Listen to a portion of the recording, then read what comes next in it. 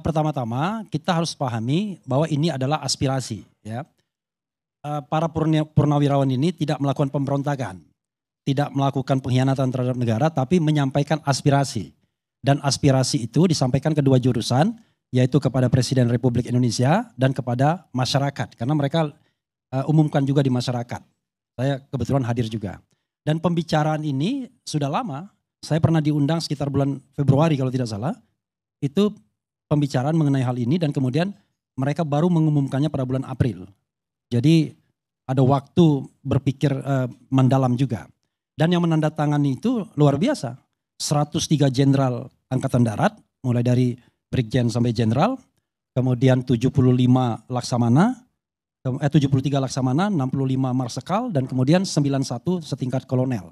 Yang tanda tangan tidak tanggung-tanggung, 5 bintang 4, yaitu Fahrul Razi, kemudian ada Jenderal Tias Sudarto, kemudian ada Slamet Subianto, kemudian ada Hanafi siapa itu dari Angkatan Udara, dan kemudian diketahui oleh Jenderal Trisno. Dan kita tahu Jenderal Trisno itu adalah sepanjang atau sependek pengetahuan saya adalah jenderal yang paling senior saat ini, kelahiran tahun 1935. Jadi paling senior.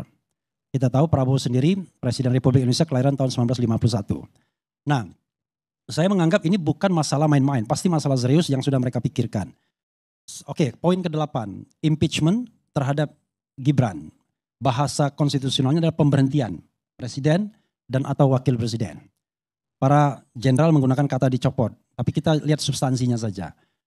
Apakah seorang presiden dan atau wakil presiden bisa diberhentikan di tengah jalan? Jawabannya yes. Itu adalah sebuah hal yang sifatnya konstitusional. Kita tidak bisa mengatakan wah ini inkonstitusional karena sesuatu yang diatur oleh konstitusi.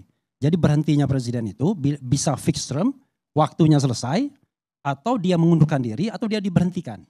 Nah ini maksudnya adalah dia diberhentikan. Pertanyaannya adalah kalau dia diberhentikan alasannya apa? Maka alasannya harus alasan konstitusional. Kita tidak bicara lagi mengenai racing pemilu karena sudah selesai pemilunya. Dengan pengambilan sumpah presiden dan wakil presiden. Tapi kita bicara mengenai the article of impeachment yang diatur di pasal 7A konstitusi. Yaitu satu, melakukan perbuatan yang hukumannya berat, yaitu pengkhianatan terhadap negara, suap, korupsi atau tindak pidana berat lainnya. Itu satu kategori. Kategori kedua adalah melakukan perbuatan tercela. Seperti judi, mabuk-mabukan, kemudian zina, narkoba, dan lain-lain. Karena itu hanya contoh saja di Undang-Undang 7 2017. Yang ketiga adalah tidak lagi memenuhi syarat. Syaratnya itu adalah warga negara Indonesia tidak pernah menjadi warga negara lain karena kehendaknya sendiri, kemudian tidak pernah mengkhianati negara, kemudian mampu secara jasmani dan rohani. Nah, sekarang pertanyaannya, bagaimana kalau ini diterapkan kepada Gibran Rakabuming Raka wakil presiden? Saya bicara dua hal yang sifatnya post factum dan yang sifatnya prospektif. Kalau kita bicara post factumnya adalah, kan yang dipermasalahkan oleh para jenderal ini adalah putusan Mahkamah Konstitusi. Alasannya menurut saya memang alasan yang sudah post factum. Tidak bisa lagi dipersoalkan soal hukum acara Mahkamah Konstitusi karena katanya melanggar hukum acara Mahkamah Konstitusi. Tetapi bukan sama sekali tidak ada celah. Kalau misalnya bisa ditemukan bukti bahwa putusan MK itu didapat secara konspiratif, melanggar hukum yang melibatkan wakil presiden, maka the trial of impeachment bisa dilakukan. Karena itu artinya dia melakukan either dia pelanggaran hukum berat atau perbuatan tercela. Karena yang namanya kong kali kong, konspirasi dan lain sebagainya tentu bisa pidana berat, bisa perbuatan tercela. Kalau bisa dibuktikan, if, ya kan?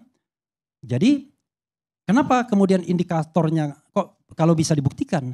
Karena ada putusan mengenai etik yang mengatakan bahwa Ketua Mahkamah Konstitusi Anwar Usman itu diintervensi, membiarkan dirinya diintervensi.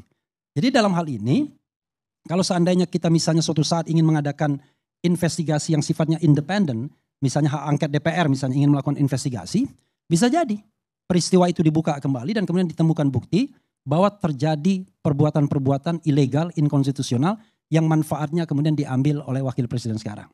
Maka kemudian proses politiknya berjalan. Jadi Bang Karni, kalau kita bicara impeachment ini ada dua hal, substansi dan prosedur. Substansinya harus terpenuhi di pasal 7A, kemudian prosedurnya harus terpenuhi juga di pasal 7B Undang-Undang Dasar 1945.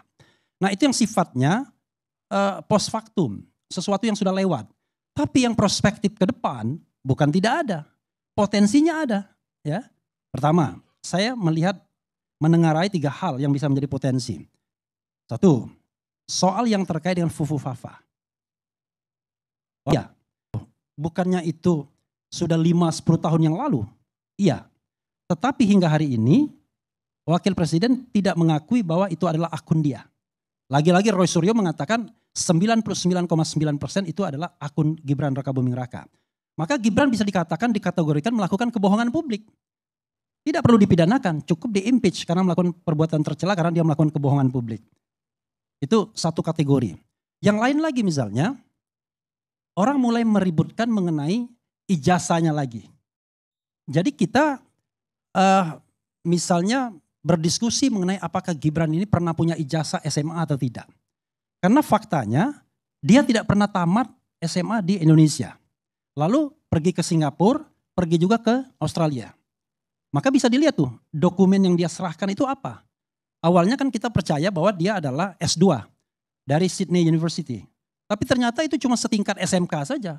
Persiapan dan itu pun konon tidak selesai juga. Nah, kalau memang sinyalemen ini benar, kan saya bilang kalau if ya, maka itu masuk juga the trial of impeachment, yaitu tidak lagi memenuhi syarat karena syarat menjadi presiden minimal SMA.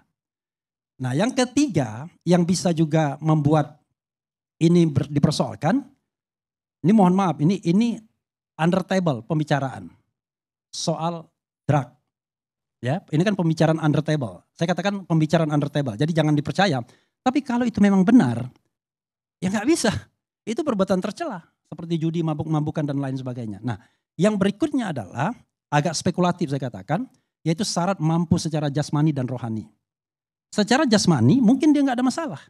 Tapi kalau dia di bawah pengaruh yang tadi yang saya katakan, kemudian juga kemampuan realnya tidak untuk vice president, bisa jadi kemudian ada kategori secara jasmani mampu, rohani barangkali tidak mampu.